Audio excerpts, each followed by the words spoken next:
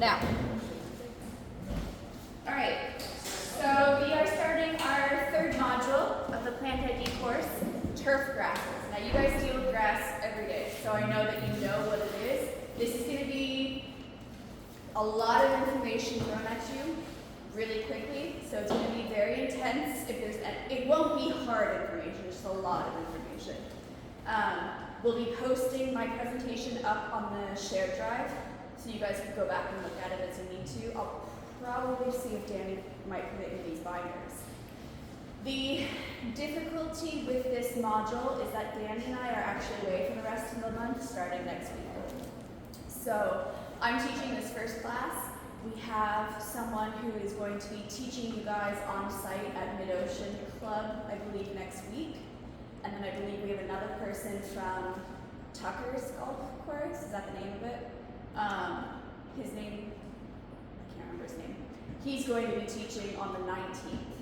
So the 12th is Mid-Ocean, which I think you're going there for. The 19th, we haven't confirmed which location, either here or there. And then the last week, the 26th, Omari will be here. He'll do a recap with you all, and then you'll have the little test, whatever test he comes up with. I'm not sure. That's up to him. Cool? Okay. So let's get started. Again, I've got a lot to go through. So let's start with what grasses are. They're any monocotyledonous plant which have jointed stems sheathed by long, narrow leaves, flowers and spikes, and seed-like fruits. Monocotyledonous basically means it's a flowering plant with an embryo that bears a single cotyledon. I don't know if I'm saying the words entirely properly. I'm looking at Taj, who's saying yes. Yeah. We're going to go with that. A cotyledon is a seed leaf. These constitute the smaller of the two great divisions of flowering plants, which Danny spoke about in his previous presentations. And the monocots typically have an elongated stalkless leaf and parallel veins. These include grasses, which we're going to be talking about, lilies, and palms. The other in the division of flowering plants are dicots, which again Danny mentioned, and it has an embryo with two cotyledons. Most grasses are annual or perennial herbs with fibrous roots and often rhizomes. The plant families for grass include Poaceae and Gramineaceae, which are the two we're going to be talking about mainly in this module. And then there's Cyperaceae, which are sedges, and Leucaceae, which are rushes. We'll talk a little bit about sedges and rushes, just so I can introduce them to you later on. Grasses typically include all cereal crops and bamboo as well. So what are turf grasses specifically? They are plants, usually grasses, grown for lawns and athletic fields of a type that forms a dense, even turf if mown and properly maintained. I'm going to go through some terminology. First, we're going to look at sod, which refers to plugs, blocks, squares, strips, or rolls of turf grass, plus the soil which it's adhered to. It's used for vegetative planting, so to fill up a space quickly. It's harvested as a thin layer composed of a living, dense population of grass plants with shortened or shallow roots in the growth medium. I said the word rhizome earlier, so what's rhizome mean? It's usually horizontal, jointed, and commonly an underground stem of grasses that forms both roots and leafy shoots at its nodes. It's often enlarged by food storage, may originate from the main stem or from tillers. I'll explain tillers in a minute. Stolon. It's a slender horizontal stem or shoot that grows horizontally about the soil surface and is capable of developing leaves, roots, and stems at its tips or nodes. It may originate from the main stem or tillers. A green, as in golf course green, is a smooth grassy area maintained for golf, lawn bowling, or other sports. Lawn, ground covered with fine textured grass and cut closely mowed. Yeah, those are easy. Sward is a grassy surface of a turf that may be composed of more than one species. as I mentioned, it's a covering of closely mowed dense vegetation, usually grass, growing intimately with an upper soil stratum of intermingled roots and stems. More terminology. Integrated pest management, or IPM. We talked a little bit about management to avoid pests and diseases, so this is a key factor in keeping pests and diseases down. Basically, IPM is an organized program in which the best management methods available, i.e. through chemical, physical, cultural, biological, and regulatory systems, are used to keep pest populations below the economic and or aesthetic injury level while avoiding adverse effects on humans, wildlife, and the environment. So let me break that down a little. Chemical, your insecticides, your pesticides, your herbicides. Physical, mowing, thatching, which we'll go into in a little bit, etc. Cultural, how is that lawn or species used? Are people running all over it? Is it going to be compacted? Biological, the type of species used, what's growing in it, what feeds off of it, etc. And regulatory means, is there any laws that protect it? Are there any laws about what type of fertilizers or pesticides you use, etc. And then obviously we want to avoid anything that's adverse for humans or wildlife. So the insecticides we use, are they safe?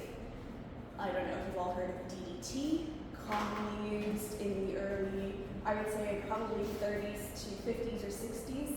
It was widespread, sprayed everywhere throughout the United States, still used in some parts of Africa, I believe, as a way of killing off mosquitoes that could have caused like dengue or yellow fever, which can cause death if not treated. The problem with DDT, while it's very effective, is that it also kills off wildlife. So you'll notice a decline in birds. When birds start to die, you know something's wrong. When you stop hearing bird song, there's something going on in the environment. That's usually a first indicator. The other issue with DDT is that it lasts in the environment and the human body forever. It is one of those chemicals that never fully disintegrates. So people who were exposed to it in the 1950s and 1960s will often end up with cancer later on in life, or potentially women may not be able to give birth or give birth to malformed babies. Okay? What chemical? Yep. What was it? DDT. DDT. Yeah. It's a long chemical name. Dimethyl something. Okay. Yeah. Yeah. Yeah. All right, moving on to the next terminology, seed. That's the mature ovule of a flowering plant containing an embryo, sometimes an endosperm, and a seed coat. Crown is the compacted series of nodes from which shoots and roots arise at the base of the stem. Tiller, I said I'd tell you what this was. It's a lateral shoot or stem, usually erect, arising from a crown bud. Sprig is a single turfgrass stem, which can be a stolon, rhizome, or tiller, as I've already defined, or a combination of those three. It usually comes with attached roots and leaves. And then a plug is a small, usually round, piece of turfgrass with adhering soil used in vegetative propagation. Based on these three images and the definitions, can anyone tell me what the first one is? Sprig. What? Sprig. Sprig is right, yeah, that's a sprig. What about the last one? Turf. Plug. Plug, yeah. The middle one? Very familiar. The middle one is seed. I couldn't make that out. Yeah, it's a hard image to see, so I just thought I'd tell you. Some economic facts about grass. These are mainly pulled from the US as our closest neighbor. Grass is the largest irrigated crop in the US, and because of the cost of irrigation, it costs over $28 billion per year just to maintain lawns and install new lawns in the US alone. And it's one of the only plants whose coverage increases with urbanization. So when cities spread outwards, they typically take down the trees to build new houses and whatnot, right? In this instance, you may lose a bunch of trees, but you'll gain a bunch of grass as the city spreads. Okay? So scientifically, like I said, grasses belong to a number of families, but the two we're going to talk about the most are Gramiaceae and Poaceae. There are 7,500 species of grasses, of which fewer than 50 are planted for turf grasses worldwide. Okay. So what are the functions of turf grass? Turf grass has many benefits, such as it can control water and wind erosion of the soil. It eliminates dust and mud in the dry seasons. It can aid in climate control by reducing heat buildup, air pollution, and capturing particles from the air. It provides a natural filtration system, bioremediation, soil restoration, groundwater recharge, carbon sequestration, which is the act of pulling carbon from the air, putting it back into the soil for nutrients. Yeah? And it can increase property values if you're talking about residential, and it supports wildlife. Let's talk a little bit about property value really quickly. Historically, lawns were used in landscapes to show wealth because it required so much maintenance. So if you're talking about 16th, 17th, 18th century, there would be, when you had a lot of wealth, your estate would be covered in lawn, maybe surrounded by forest and beautiful plantings. But the lawn was a key focus because it showed you could hire the people to maintain it. Yeah? Okay, so what are the recreational uses of turf grass? Obviously sports. You've got a bunch of sports that I've listed there, and it's because it provides good cushioning and surface tension for grip, you know? So if you're running, you're not sliding as often because you've got something with a little bit of tension under your feet. Obviously, we all know it's used for parks. It's used for beauty, so as a decoration. It provides a safe place to play. And historically, open spaces tend to be more safe for a community than those that are maybe hidden behind trees or with trails, where visibility is not as easy. So an open space for a community tends to be more popular. When we're looking at turf grass specifically, quality is important, obviously. So we're looking at three key things: the utility of the turf grass, so what it's used for, the appearance of the turf grass, and the playability. So like I just mentioned, how it can be used to play your sports. For visual quality, there are 6 common visual factors that you guys can assess when you're out working with the grass. First is density, which is the number of aerial shoots per unit area and how many blades are present. I don't expect anyone to get down on their hands and knees and start counting blades. You can take a quick estimate just from looking. Texture, it's the width of the blade overall. Wide blades form turf with a coarse texture. Narrow blades produce a finer texture. Uniformity is the evenness and distribution of the turf. Color is the measure of light reflected by the turf. Growth habit is the type of shoot growth, bunch, rhizomatous, or stoloniferous. And smoothness is the surface feature that affects visual quality and playability.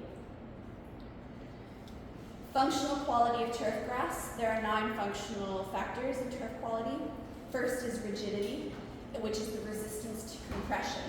This can be influenced by plant type, water content, temperature, plant size, and density. Elasticity is number 2, which is the amount of bounce back once compressing force is removed. 3 is resiliency, which is the capacity to absorb shock without altering surface characteristics. The growth medium should be considered for this, so growth medium being your soil type. 4 is ball roll. This one is a bit interesting because it's not really something that we'll ever work on, but if you're installing a sports field, you may be asked to test how the actual ball rolls on that grass. It's done typically with a machine so that the speed that the ball is shot out at can remain the same for each test. But basically, the way it's measured is that it's the average distance the ball travels when it is released on the turf. Traction, the better the traction, the more the turf and soil hold firm during any movement. Yield is the measure of clippings removed with mowing. Verdure, is the measure of aerial shoots remaining after mowing, and rooting is the amount of root growth evident at any one time in the growing season. The other one that you can consider is the recuperative potential, which is the capacity of the turf grass to recover from damage caused by disease, insects, vehicular and pedestrian traffic, flooding, biohazardous spills, and scalping. Scalping happens from mowers or stringers. Ignore that you are here on the map. This is obviously taken from a different presentation, this specific picture. But turf grass regions vary. Southern means that they grow in warmer seasons, and they grow best at temperatures of 80 to 95 degrees Fahrenheit. And northern means that they're cool season grasses, which grow best at 60 to 75 degrees Fahrenheit. You'll see that the map, we'll call it quarters, although there is a little blue strip on the top left. But those lines that you see on the map are transition zones where you may have a mixture of warm and cool season grasses. It's quite common. Based on this map, where do you think we are? You've got cool, semi-arid, warm, arid, and semi-arid, cool, humid, warm, humid. Which one do you think Bermuda falls into? Warm, humid. Our grasses are pretty much the same as what you'll find in Florida. They're our closest grass neighbor. So we're using, if not entirely the same, mostly the same turf grasses is what you'll find there. So considerations for installing a lawn. You'll want to ask, what type of lawn is desired or expected? What level of maintenance is required? And are there any physical or environmental limitations to planting? Things to consider are site conditions. Is it sandy and clay soils, which are actually the most common here in Bermuda? Two, the tolerance of the grass that you'd like to choose is, so when you're considering the area, is the area going to be heavily foot trafficked? You're going to want to think about a grass that can withstand that. So its ability to withstand stresses. Pest problems, you'll want to think about leaf texture of the grass. Do you want your lawn to be coarse, medium, or fine? Turf density, the higher the density, the finer the leaf. And a fine leaf produces typically the best lawns, so like a home lawn is what people, they're looking for fine leaf and dense. Mowing height, so the height you place your mower at. I'm going to go into that just a little bit, but not too much. Maintenance level, mowing frequency, and the establishment method. So was it sprigs? Was it seed? Let's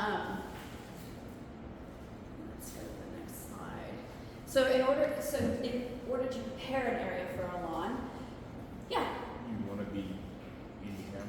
No, that's okay. As long as you can hear me. So preparation is important because it determines, one, how quickly the lawn will become established, and two, the long-term maintenance requirements. So the steps of actually preparing the area, first would be prepare the soil by removing debris, the existing vegetation, or the weeds. The second is to dig over the soil, removing any lumps and removing any stones or roots. 3, tamp down the area. You can do that simply by walking on it or using a weighted roller. 4, rake the area to level it. 5, add 3 to 4 centimeters of sowing soil and level it. 6, sprinkle seeds. Typically, you'll walk the whole area to sprinkle the seeds, and then you're going to walk back and do the same thing again, just to have that double layer. You'll see a lot of birds that will come in and pick it up, so the more you put in without overcrowding, the better it is. Again, you'll lightly rake and tamp it down. That'll help with birds. Water frequently, and then mow at the highest level once the grass has caught and has reached 5 to 8 centimeters. This is really important and something that we in parks often miss because we just don't have the time. Once we've put sod in somewhere, we'll water it maybe once, twice, and then hope it's caught, and then we just mow it when it's on a rotation. And I'm saying this because we just recently did Sandy's Dock, where we put sod in at the height of summer. You need to water it constantly and consistently because it's the height of summer, it needs the most water. And on top of that, we gotta let it catch. Unfortunately, the minister's party took place there 2 or 3 days after the sod had been laid. Typically, we recommend that sod isn't walked on for 2 to 3 weeks after it's been laid. So, I've not been down there since the installation. I don't know what it currently looks like, but I can guess it's maybe brown. I don't know. Yeah. Yeah. So, as I mentioned, there's a few ways to establish lawns. First is seeding. This is the most economic way of sowing a lawn. Success depends on the seed quality, seeding time, and the method of seeding. And the best times to seed for Bermuda are typically, I believe, between April and July, before it gets too hot, ideally. Plugs are 2 to 4 inch chunks of sod. For St. Augustine grass specifically, you're looking at 2 inch plugs spaced 6 to 12 inches apart. We're going to talk a little more about the different types of grasses we're using here in Bermuda, but this was because St. Augustine, which is in front of you, is more of a viney type of grass. It's stoloniferous, which means it's crawling. So if it's further apart, that's not a bad thing because it will eventually fill itself in as it crawls. Zoysia, again, typically 2 inch plugs spaced about 6 inches apart. We'll get into why in a minute, but it's because it's slower growing. Bermuda grass, 2 inch plugs spaced 12 inches apart. Bermuda grass grows pretty quickly. I'm not going to read this whole thing to you, but I just wanted to talk about golf courses in general. The turf found on most golf courses is going to be Bermuda grass or Zoysia grass. I believe in Bermuda, most of our golf courses use Bermuda grass or a mixture of the two. I don't believe that there's any areas that use only Zoysia, but I could be wrong. We'll be speaking with the experts in the next 2 weeks. Yeah. When they grade, they use a tip eagle. They use what? It's called tip eagle. Tip eagle? Tip eagle, that's the grass that they use. Okay. I actually worked at Belmont when we did the golf course, Yeah. and we were bringing in sprays. Yeah. Tip eagle. Put it on, Mm-hmm. and then we're living in there. So it's called tip eagle. Cool. Good to know. Thank you. Mm-hmm. The other little blip on the side are actually the native and endemic grasses to Bermuda.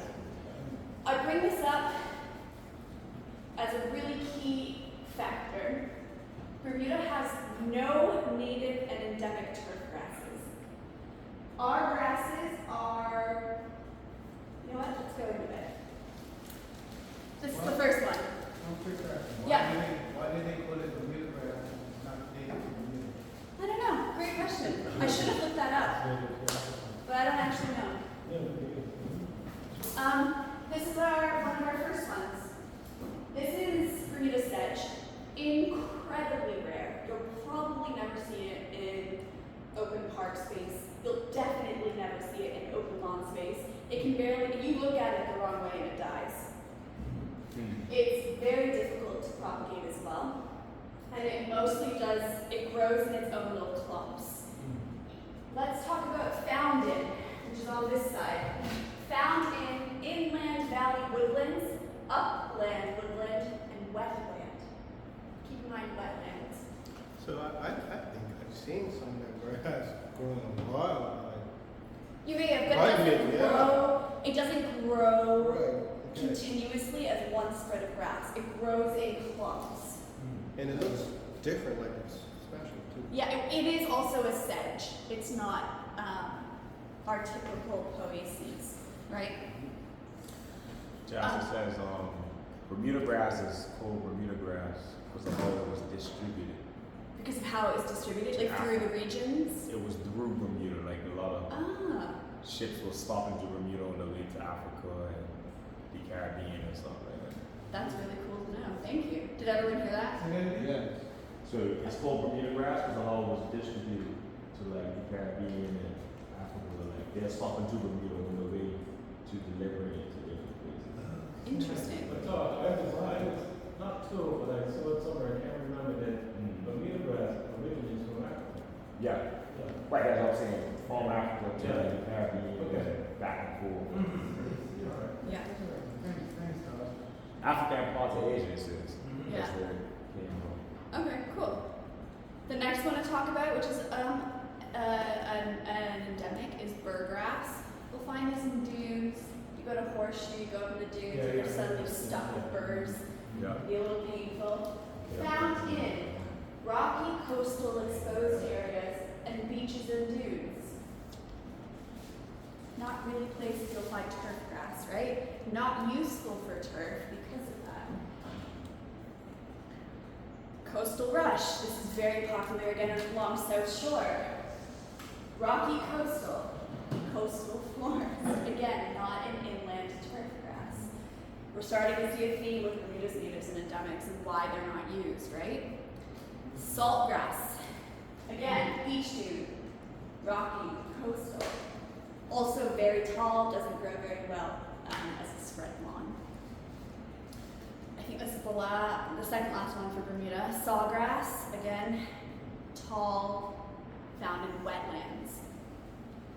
Seashore rush grass, rocky coastal, beach dune. That is the theme here of natives and endemics in Bermuda. Okay? Let's talk about the invasives. Bullgrass. You guys deal with this daily. It's a nightmare. Guess where you find it? Lawns and disturbed sites. So you're going to have issues with invasives if you're trying to play beautiful turf grass. Bullgrass is going to be your enemy. That's a park in the image that is used in the Department of Environment and Natural Resources Plant Finder. That is the railway trail. That is their key image of bullgrass. So we know it's in our parks. We know it's an issue. Again, it grows in disturbed areas, so areas that people are walking in frequently, where most turf grasses may have a problem because they don't like to be heavily compacted. This one will fight through that. Goosegrass, another one you guys deal with all the time. Comes up in clumps. Where does it like to be? Lawns and disturbed sites. So you're going to have another issue with invasives. Zoysia. This one's complicated because we use it as a turf grass. It's incredibly popular as a turf grass, which we'll talk about a little bit later. You have some in front of you. Zoysia, once again, found in lawns, golf courses, and it does well in rocky coastal areas. Basically, that says it's going to produce and do well everywhere in Bermuda. From the image, you can see that it grows dense mats, and it's not just flat, it'll grow over things. So it'll completely encase them. I know you guys deal with this all the time. Zoysia is a beautiful grass. It does really well as a turf grass, but it needs to be properly managed. Otherwise, that's what will happen, right? It becomes like a carpet too. Exactly. I did a job. Thick carpet, hard to kill. Very hard to kill. The most effective way I've seen to kill it, and no one do this, and no one say I said to do this, blowtorch. Don't do this in the field, please. Cane grass, our enemy. It is everywhere. It feels like the minute you mow it down, it's like back to being 3 feet, which typically is its maximum height. Obviously, it can get a little taller here or there. We call it cane grass here in Bermuda. Nowhere else in the world is it called cane grass. I had a hard time finding information about this. When I actually asked Danny to do a little research, he found it in Britain's Flora of Bermuda. So thank you, Danny. So because this is a really good example of why using the common name isn't beneficial. We need to start getting used to using the scientific terminology so that when you're talking to people elsewhere outside of Bermuda, they understand what you're saying. So, the scientific name, Panicum dicotylophlorum. I hope.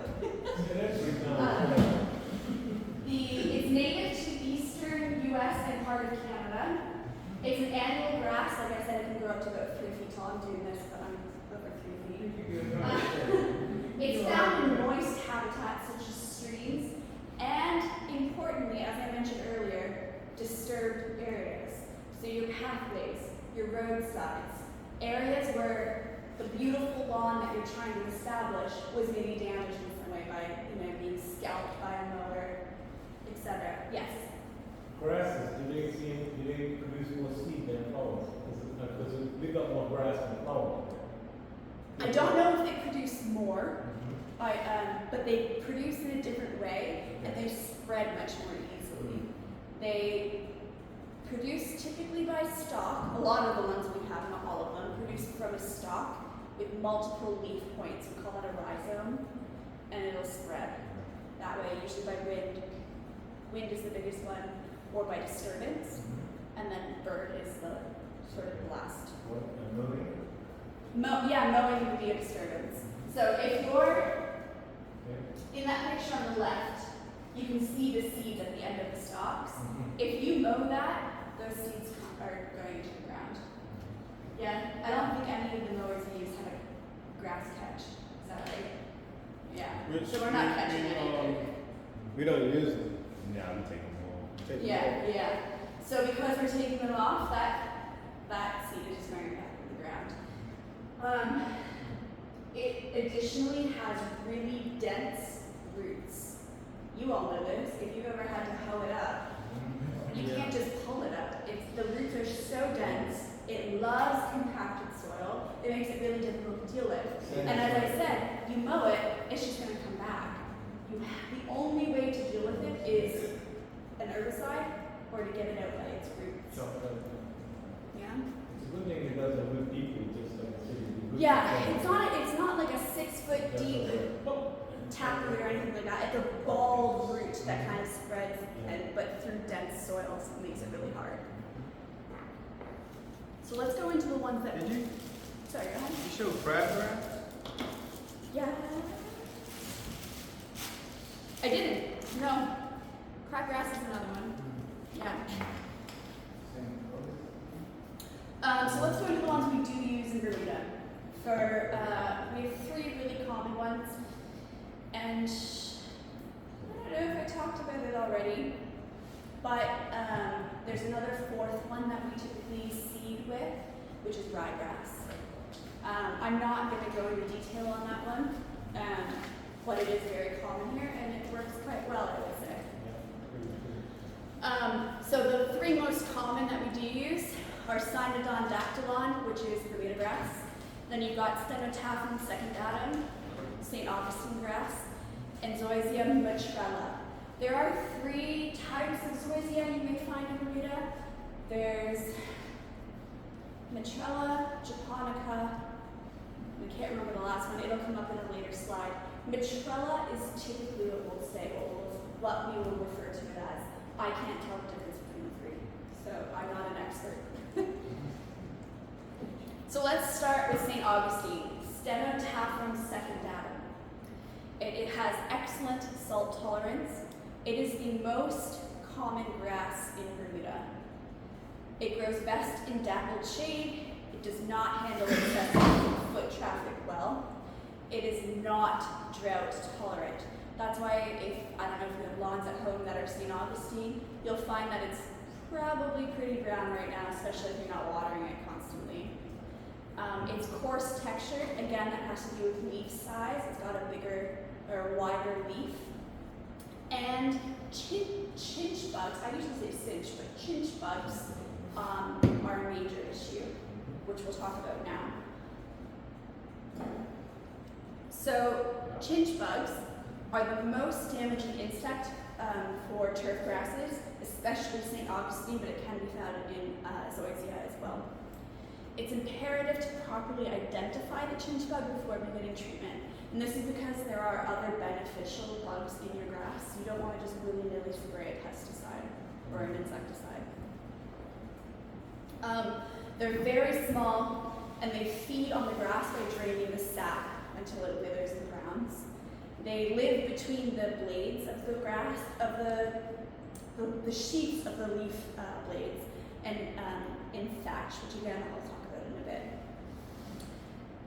The patches that have been damaged are known by the yellow to brown appearance, and typically the center of those patches are probably dead or mostly dead, and bare. And that's because they start in an area and they work their way out. The patches will appear circular sometimes, but you'll see the dead area in the center spreading. Why does cinch bug happen? It typically happens because the grass is under some sort of stress or pressure already, so it cannot defend itself as well. We talked about this with pest management, right? So, you know, if the grass is water stressed, like I said, St. Augustine does not handle it well if it's not watered or if it's in full sun. And the problem with cinch bug is that they're becoming more resistant to most insecticides. It's getting harder and harder to treat them. This happens commonly with a lot of bugs, even in the human world. You know, if you're using amoxicillin or penicillin to treat an illness, those bugs are becoming more and more resistant, and they're being called superbugs now, where those may not be as easy to treat. Cinch bug resistant grass exists. Resistant but not proof. That means that it's not going to be 100% a solution, but typically it's safe. There's a solution or a use in the St. Augustine section, and it's the St. Augustine cultivar, which is called Stenotaphrem secundatum.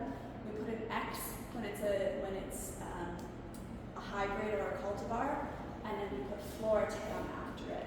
So we in Bermuda call the St. Augustine cultivar that we're using Floratam. No one's going to refer to it as St. Augustine. We've separated those two in our minds. Yeah? Jessica, is there 3 different types of cinch bug? So this is all one. Thank you, that's a great question. This is all one, this is the different life stages. Oh. So you've got your nymphs. Nymphs are going to be the easiest to treat, but you may not always know they're there, because that's when they're the smallest, the youngest, they're not eating. I mean, they're eating a lot, but they're smaller, they're doing a little less damage than when they're full grown. Nymphs are not as hard-shelled, so they're easier to treat with an insecticide. And then bottom is full-grown adult. Yeah? Also the photo, very important. Untreated, again, you've got those brown patches in your grass. It's so common here. Sometimes it's hard to tell if it's cinch bug related or a nutrient issue. So definitely get someone to inspect it if you're unsure. And I was working at Susan's. We had to do a lot of lawn repair installation as well. But we always told to detach. Because the detach that goes up underneath. Yeah, I'm going to go into that too. Yeah. The next grass I wanted to talk about is Cynodon dactylon, which is Bermuda grass. It produces a fine lawn and grows fast in the spring and summer months. It has a good tolerance to salt spray. It withstands wear better than most grasses, and this is why it's used in golf courses. And it's growing through the rhizomes and the stolons. Recommended mowing height, I'm going to go back and do this with St. Augustine because I missed it, but the recommended mowing height is when it reaches 1 to 1.5 inches. When to mow? Sorry. The recommended mowing height is 1 to 1.5 inches, which means no shorter than that. When to mow is when it reaches 1.5 to 2 inches. That's when you know it needs to be mowed. Let me quickly go back here to St. Augustine. Recommended mowing height, no shorter than 2.5 to 3 inches. And when to mow? When it reaches 3.25 to 4.5 inches. This is so important for St. Augustine because the majority of our parks are St. Augustine rosacea. Scalping is super easy. And because St. Augustine can be susceptible to cinch bug, you need to make sure the grass is healthy. Otherwise, it's just going to die off. Additionally, in the summertime, it's actually best to just not mow as frequently when it comes to St. Augustine. It needs as much moisture as it can get. When you cut off its leaves, it's losing that, so your lawn's just going to go brown. Yeah? Okay, here's the third one. So Zoysia petrella, as I said, it can also be emeraldus or japonica. Zoysia grows very slowly. That's why we planted at sprigs of it, or plugs, thank you. That's why we plant plugs of it at 6 inches, which is the closest of most grass plugs. Just because it grows so slowly, it needs a little more coverage. Mowing is required less frequently because it grows so quickly. It has good tolerance to shade and salt spray. It's very dense, which means weeds are less often found in zoysia grass. It's drought tolerant, which is great for summertime. It's not good for high traffic areas because it's so dense and so fluffy. If you step on it, you notice you'll sink. It doesn't keep weight very well. So the more people are stepping on it, the less likely it will stay healthy. And it's not flood tolerant. The recommended mowing height is no shorter than 1 to 1.5 inches. And when to mow, I would say minimum 2 inches. Ignore the 1.5. Don't mow it if it's not taller than 2 inches, because again, it grows so slowly. And if you're using zoysia, you typically want a dense, healthy lawn anyway. Yeah? This may seem like a weird topic to discuss and something you all know. We all know what a weed is, but I'm going to go into some common ones you find in lawns and sort of how to deal with them. So a weed is an undesirable plant that grows with grass and can be broadly classified into 2 groups. The first is common broadleaf weeds. The ones we'll see here a lot are purslane, which is actually, there's a native purslane to Bermuda as well. But in grasses, it can be not as pretty, especially if you want an even surface. Land purslane, portulaca, oleracea. Can you put it up on the pigweed? I don't actually really see that. I'll print it out for you. I can't blow it up on this, but yeah. Pigweed, common here. Amaranthus retroflexus, called pigweed because it was actually fodder for pigs. We don't really have any pigs in Bermuda, so it's not a necessary plant. Common dandelion, Terra zaxum officinale. The other of the common groups is common grass type. So these are going to be the ones we talked about a little bit earlier that annoy the hell out of us, right? So there's your crabgrass, which is Digitaria sanguinalis. Yeah, it grows in dense clumps and just keeps coming back. Yeah. Also your nutgrass or your nutsedge, another nightmare for us. Cyperus rotundus. The problem with these common grass types, especially like nutsedge, it seeds underground. So if you're not taking that out, it's going to continue to spread and seed. It has a pod underground, not seeds, but it'll keep coming back from that pod. Yeah. It's also important to note, weeds are not necessarily a bad thing. They can be extremely beneficial. Think about a dandelion and how many butterflies or bees you see on it, right? Not only that, most of them are edible. However, not great if we're establishing beautiful turf lawns, right? So there are uses for everything. What about the freesias? Freesias are gorgeous. They're not considered a weed. They're a native here. Yeah. Yeah. Yeah. So what are we looking for in park lawns? 5 things to consider. Compaction. We talked about this a little bit earlier. This is when the soil is hard, the turf is thin, and rooting is poor. So you may want to aerate. I know that we do that here in the gardens every once in a while. Do we still have an aerator? I'm looking at Jermaine because I know he used to do Once in it. a while, yeah. Yeah. The next one is, are our soils acidic or alkaline?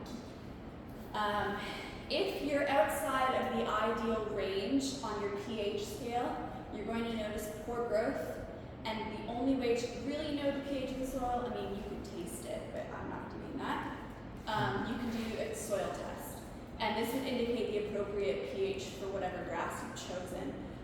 Most should be in the range of 6 to 6.5, which is slightly acidic. I don't know if you can all see the scale, but it's neutral is green right in the center, that's a 7. So when you go to the left on the pH scale, you're getting more acidic. When you go to the right, you're getting more alkaline. So most grasses do really well just slightly left of neutral, which is a little acidic. Okay? When I said you can taste it, you can, if it's very acidic or very alkaline, you can actually taste the difference. Probably not so easy here in Bermuda. Yeah. You can also do tests. Really fun at-home tests. I think maybe Jermaine and I did this when we were doing the hort class, but we put a little bit of vinegar in the soil, and it actually, you can see if there's a reaction. So vinegar and baking soda, which is alkaline, you usually put in those like homemade volcanoes with your kids or in school. If you're doing it in the soil, you pour a little bit of vinegar and you see it bubbling a lot, that means your soil's too alkaline. You won't get big reactions like you would in a homemade volcano. If you see bubbles, that's what it tends to be, okay? Other issues, low nutrient levels could be shown through yellowed and slow growing. Too little water, you'll get wilting, browning, or death.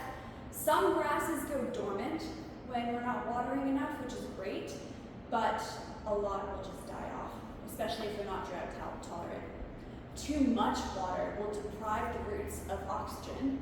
It will stunt their growth, and it can promote root rot, is what we'll say. Yeah. So based on these images, can you see which of those we're looking at? So what's the first one? What do we think the issue with that lawn may be based on those 5 factors? Number 2. Who said 1? The number 1 is still compaction. Yeah, I would say that that's probably compaction. Your grass is not able to grow through how dense that soil is. What do we think number 2 might be? A few things. None of this is absolutely. 4. Too little water. Yeah. Too little water. Yeah, I would say it's too little watering. What about the last one? Those are mushrooms. Too much water. Too much water. Too much water. Mushrooms like that. Yeah, if you're overwatering, especially a lawn, you'll get a lot of fungi growth. They love a moist environment. Fungi is not always a bad thing. Fungi is actually one of those that has a beneficial relationship with a lot of plants. You just maybe don't want it in your lawn if it's for visual aesthetic purposes, yeah? Let's get into thatch. We're almost done. We're very close. So what is thatch? It develops between the zone of green vegetation and the soil surface. It forms when stems and roots are produced and then sloughed off during mowing. When the grass is cut and there's a lot of debris, it'll build up faster than it can be broken down through the nutrient cycle. We need to remove the thatch layer if it's thicker than 1 inch or half an inch, because excessive thatch prevents the grass from absorbing the nutrients. The parts of grass plants that are most resistant to decay, such as the stems, the nodes, the crown, the fibers, they'll make up the bulk of what you find in thatch. Let's talk a little bit about the picture. So on the left, you have healthy grass, no thatch layer, you've got beautiful soil, healthy grass at the top. The alternative is you've got that yellowing, thick layer in between, that's your thatch. It's pretty much everywhere. Yeah? And this image got cut off, but basically what you're seeing is a guy mowing the grass and someone coming in behind him with a rake to pull it up. Yeah, go ahead. Just to share a little experience with the class about the thatch. You guys have to go just past the Catholic church down on Middle Road, or South Shore Road. The yard was about 70 feet long, maybe by about 20 feet wide. We detached and took 6 truckloads of thatch. That 1 yard. Yeah, yeah. Just to show you. And when it comes back, it's like fantastic. And we're ready for a lot. Beautiful. Yeah. I'm sure when you all talk to the golf course specialists who are going to be speaking with us further later in the weeks, they'll probably talk about thatch quite a bit and aeration. I wish we could do it down here. Who has the time? You guys are so short-staffed. I mean, it's so necessary, but how? All you guys are able to do is keep up, you know? I get it. Wow. Thatch continued. There are some pros to thatch when it's less than ½ an inch thick, which is very minimal. It can provide insulation against temperature extremes and fluctuations in soil moisture. It can also provide much needed resiliency. So we talked a little bit about grasses that maybe spring back when you step on them. Yeah. This can help protect the grass a little more, give it a little more bulk. It'll soften the impact. So if you're planting sports, it'll help make the grass a little springier. So it's a little less solid if you hit it, such as playing something like rugby. Improves footing. The cons of thatch, when it's 1 inch or thicker, it can cause extreme drying of the root system, and it can hold, or alternatively, oppositely, it can hold on to water, causing rot. So it really depends on the environment and the time of year. So here in Bermuda, in the summer, it's going to help dry things out. In our rainy season, it can hold on to the water, causing rot. You'll see bigger pest problems because they've got more places to hide, and mower scalping is more likely because I lost my train of thought. Sorry. Mower scalping. So there are ways we can control thatch. Mow at the recommended height, the grass type that you're using in that lawn, or the grass types we know are in the parks for mowing that day. Do not over-fertilize. Ensure proper conditions in the lawn, which means adequate aeration, irrigation, soil pH, etc.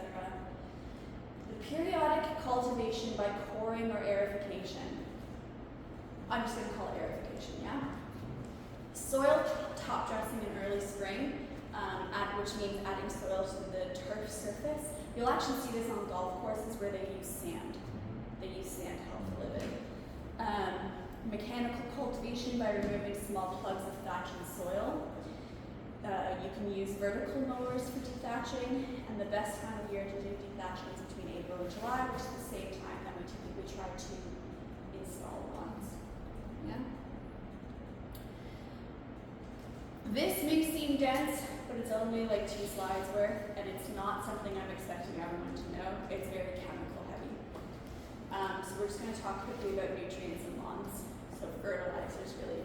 Nutrient deficiencies can occur when there is a lawn struggling to establish in poor soil, or maybe it's a very sandy area, which means that if there's a lot of rain, the nutrients are just going to be washed away. They're not going to be absorbed as easily.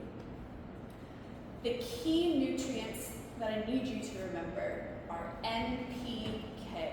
This stands for nitrogen, phosphorus, potassium. I'm sure you all know this. If you've ever bought a bag of fertilizer, it typically says NPK, and it'll give you the ratio, the way that that fertilizer is made up. It could be like, your nitrogen will typically be your highest and most commercial fertilizers, unless you are looking for a specific nutrient deficiency, and so you may buy something that's higher in phosphates or whatever, right? Okay, so nitrogen, as I mentioned, it promotes the overall grass shoot growth, and without enough, the lawn may have a mottled, pale green to yellow appearance, and in extreme cases, the lawn will thin and struggle, especially in shady areas or during winter months. The P is phosphorus. So phosphate provides phosphorus, which promotes strong root growth. And without enough, the foliage will take on a reddish hue and can sometimes look purple. New growth will be limited, causing thinning over time.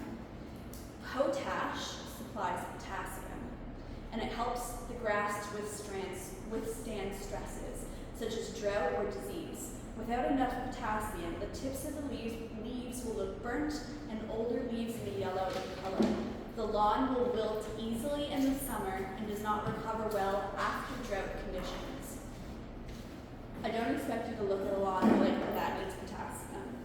I'm not an expert anyway, but I could never tell the difference. And when I talked about our pest management in a few weeks back, I even mentioned that experts can't always look at a plant and determine what it needs.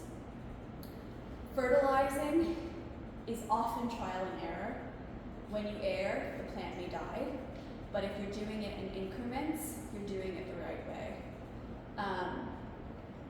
Additionally, don't just willy-nilly fertilize. You want to consider what the overall appearance of the grass is and maybe do a little research.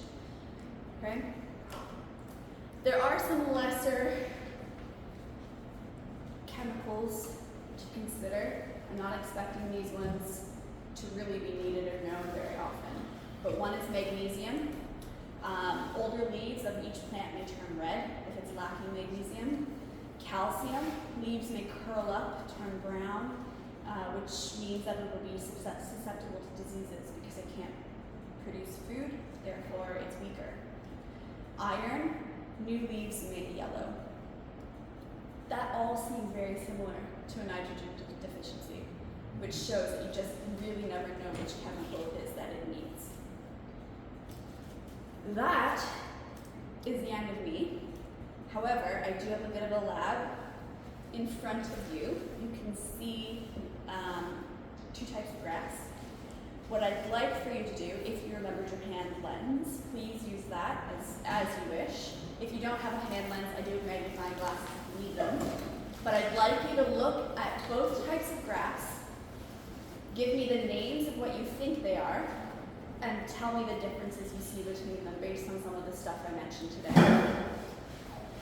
Because Danny and I are away for the rest of this module, we may not have as many fun activities on which we can give you bonus marks. So I will be collecting your responses to this so that I can get those bonus marks in before we're gone. I'll entertain you guys next Yeah. week. There you go. Does anyone have any questions about what we went through? I know that was a lot. Yeah, I know you missed it all. It's okay. It's going to go up on the shared drive. Do you have access to that? Yeah, it'll go up on there, and you can read through it at your own leisure, yeah? Cool. If there's no further questions, take the next 20 minutes or so to do the little grass assignment. You guys can work together. Talk about what you see, talk about what it is. I will tell you, it's Turfgrasses found in Bermuda, so I'm not surprising you with anything else. And then, yeah, at the end we can talk about what you guys wrote down and I'll take the answer sheets. Don't forget to write your name on the answer sheets, please. Thank you.